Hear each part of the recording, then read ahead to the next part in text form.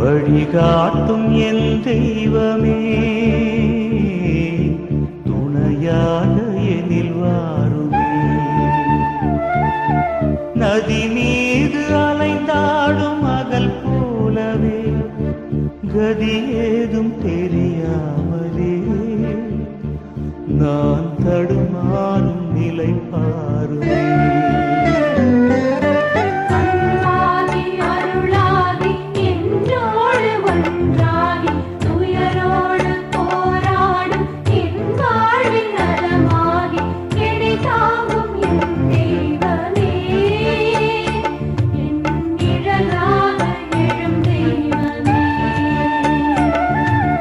வழிகாட்டும் என் தெய்வமே,